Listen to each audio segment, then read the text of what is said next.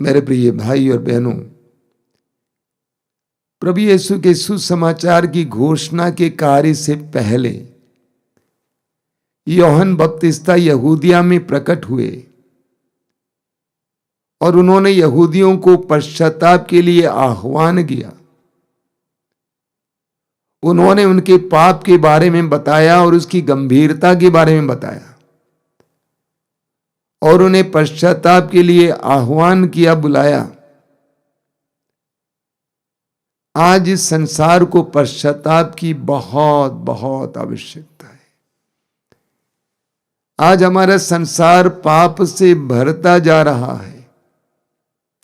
अन्याय, अत्याचार, शोषण, भ्रष्टाचार, असत्य, झूठ, बेईमानी, हिंसा, अश्लीलता, ऐसे में संसार के सामने दूसरा कोई उपाय नहीं है। एक ही मार्ग है, पश्चाताप का मार्ग। मत्ती के सुसमाचार की अध्याय 3 वाक्य 8 में यूहन्ना कहते हैं, पश्चाताप का उचित फल उत्पन्न करो।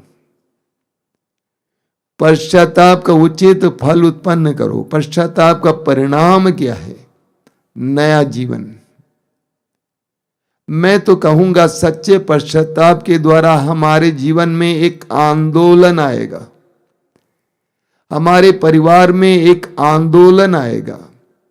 इसलिए यूहन्ना बपतिस्ता कहते हैं, पश्चाताप का उचित फल उत्पन्न करो। पश्चाताप का उचित फल क्या है? सबसे सुंदर नमूना उदाहरण हमें लूकस के सुसमाचार के अध्याय 15 में मिलता है। सुसमाचारों में हम पढ़ते हैं कि प्रभु यीशु दृष्टांतों के द्वारा लोगों को सिखाते थे। उन्हें हम दृष्टांत कहते हैं, कहानी नहीं कहते हैं। दृष्टांत का हर हिस्सा और हर शब्द महत्वपूर्ण होता है। प्रभु यीशु ने उड़ाऊ पुत्र का दृष्टांत सुनाया। एक धनी पिता के 2 बेटे, दोनों बेटों में से एक बेटा स्वेच्छा से संपत्ति का अपना हिस्सा लेता है और परदेश जाता है।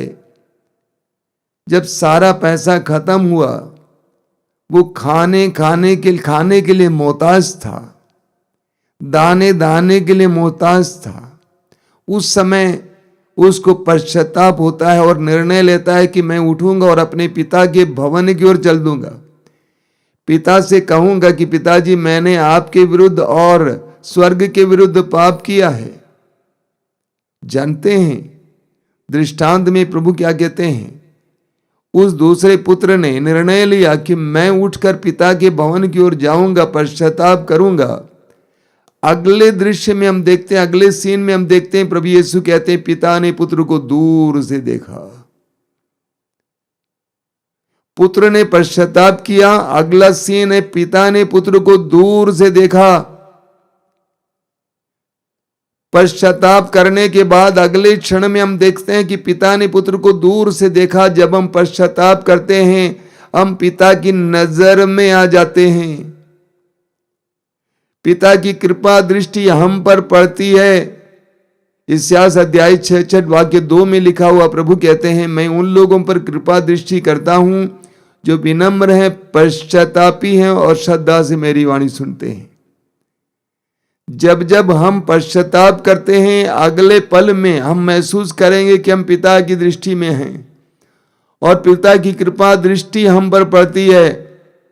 आगे आप वचन में पढ़ेंगे, पिता ने पुत्र को दूर से देखा और पिता पुत्र की ओर दौड़ पड़ा। क्या तात्पर्य है इसका?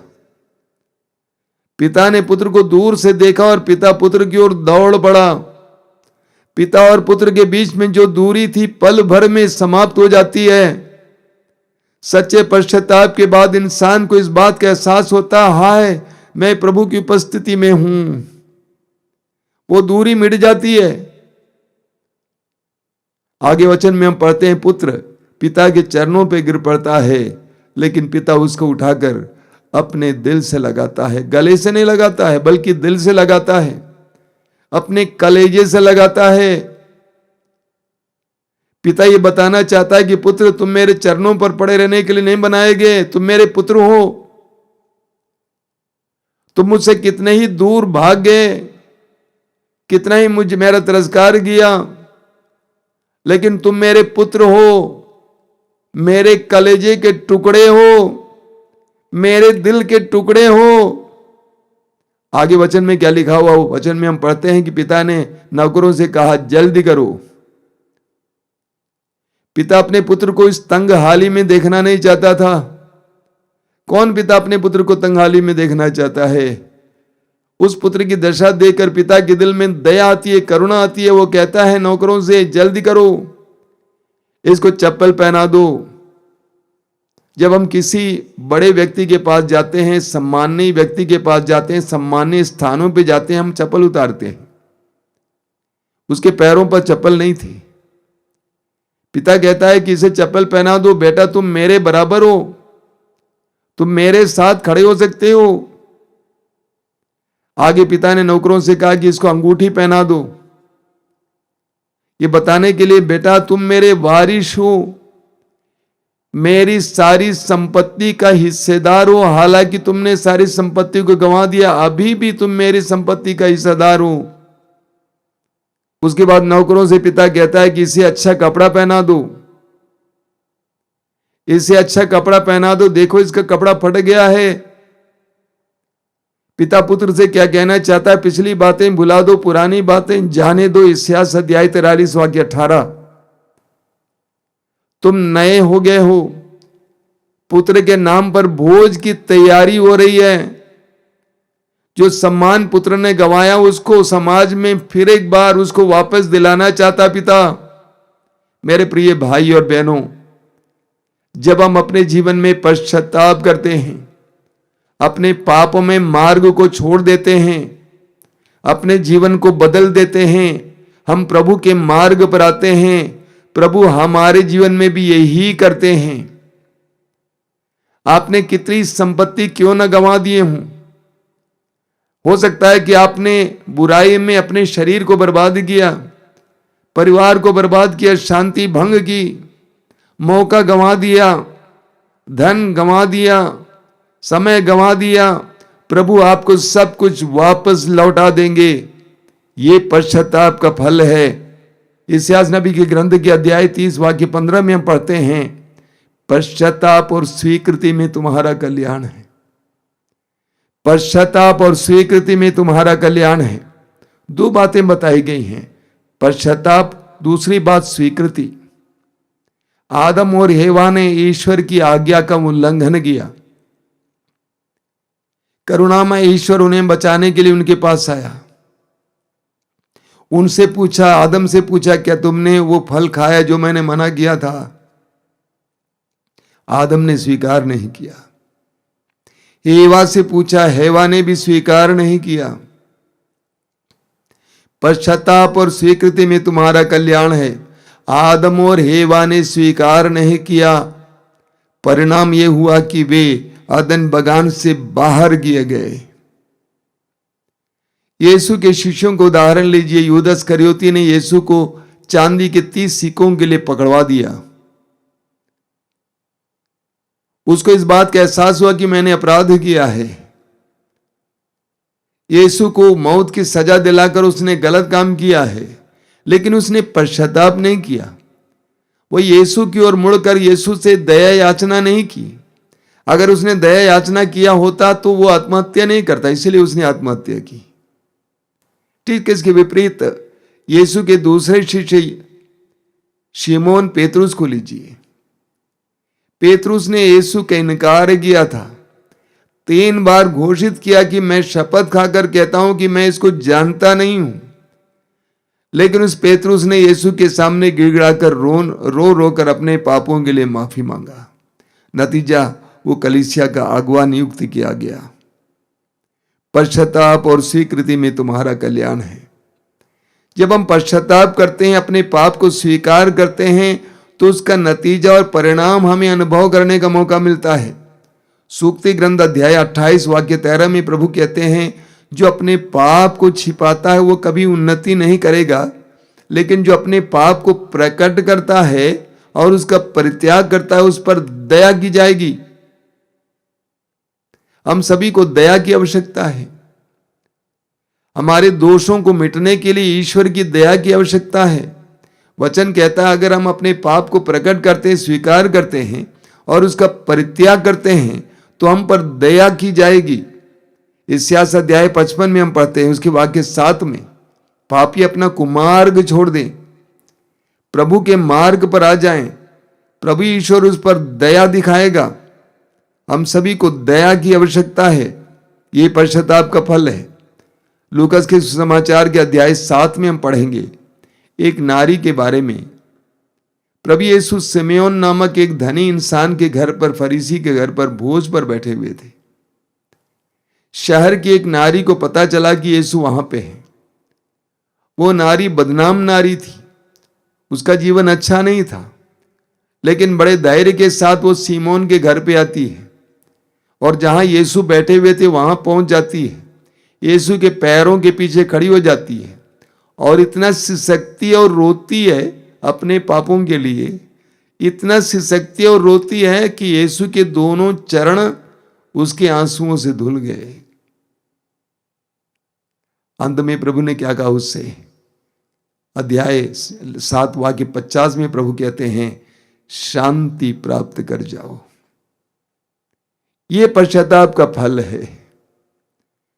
उस नारी ने आंसू बहाकर अपने पापों के लिए पश्चाताप किया। नतीजा यह था, प्रभु ने कहा शांति प्राप्त कर जाओ।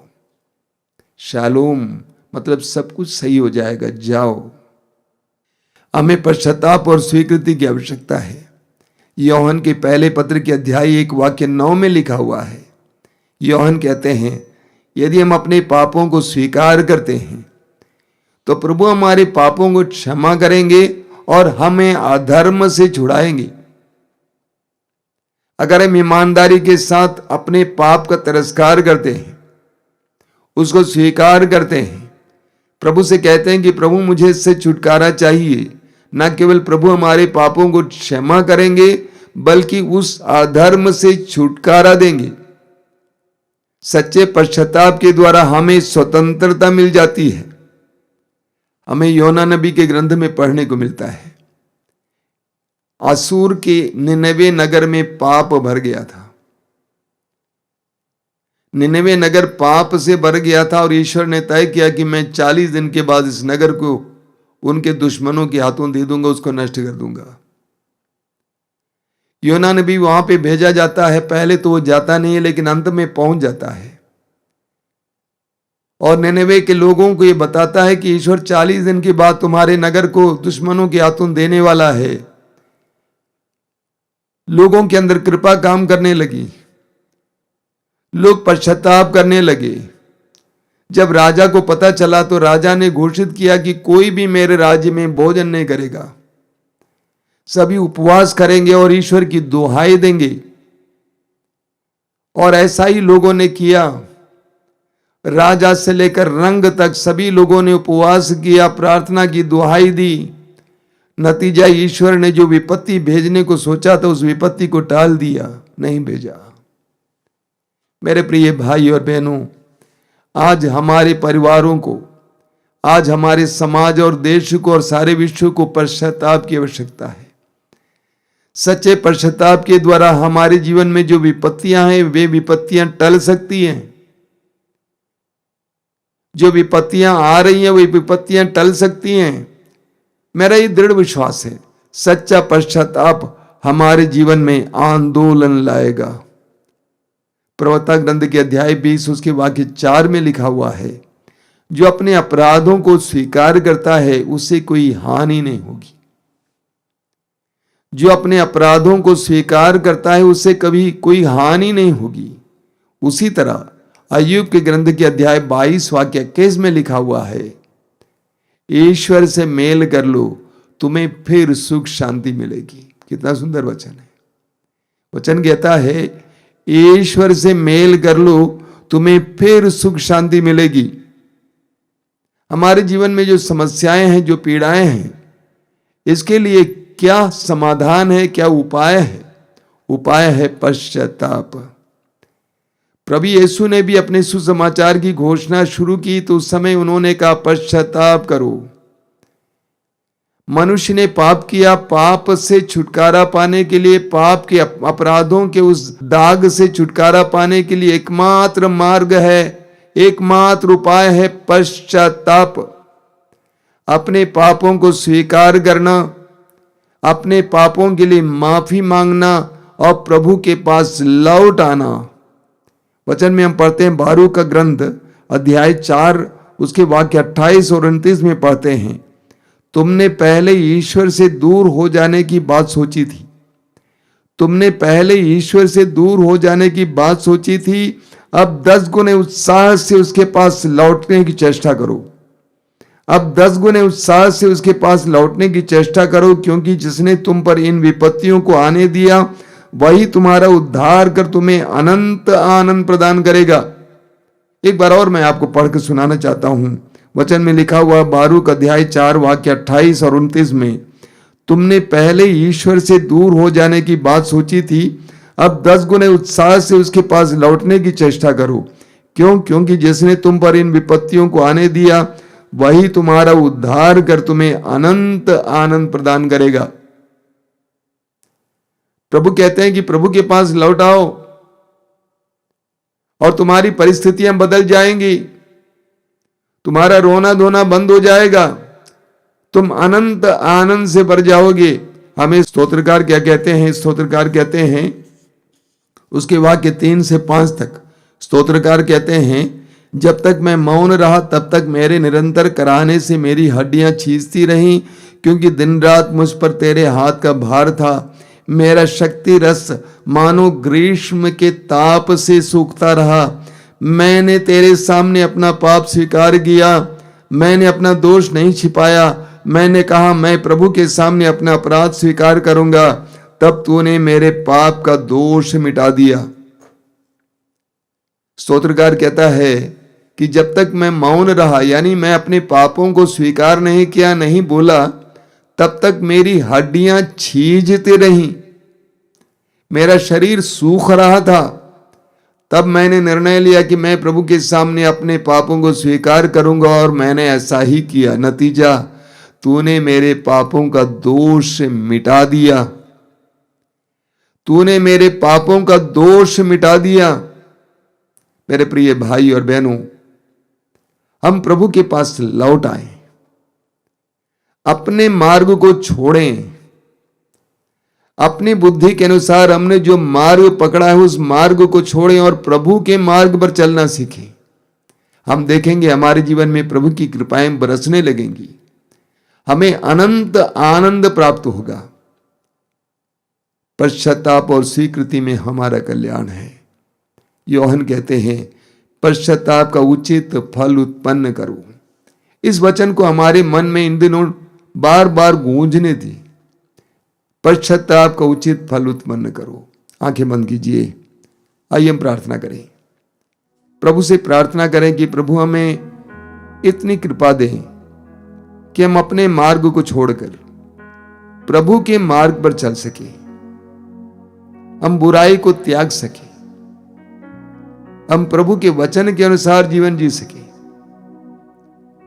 प्रभु यीशु धन्यवाद देते इन पलों के लिए, तेरे पवित्र वचनों के लिए धन्यवाद देते हैं। तेरे पवित्र वचनों के द्वारा तू हमारा आह्वान करता है, तू हमें बताता है कि पाप कितना गंभीर है, तू हमें बताता है कि पाप के द्वारा हमारे जीवन में कितनी परेशानियां, विपत्तियां, विसंगतियां आई हैं। तू हमारा आह्वान करता है, वापस आओ, 10 गुने उत्साह के साथ वापस लौट आओ। प्रभु हमें कृपा दीजिए। प्रभु यीशु इन वचनों को सुनने वाले मेरे भाई बहनों को इस समय कृपा देना, सच्चे पश्चाताप की कृपा देना, अपने पापों को छोड़ने की कृपा देना, पापमय आदतों को, पापमय रिश्तों को छोड़ने की कृपा देना। प्रभु मैं विश्वास करता हूं जहां पर सच्चा पश्चाताप है वहां पर चमत्कार होंगे, एक आंदोलन होगा। एक एक भाई बहन को पश्चाताप का वरदान देना। यीशु धन्यवाद, यीशु तेरी स्तुति। तेरी आराधना, तेरी महिमा हो।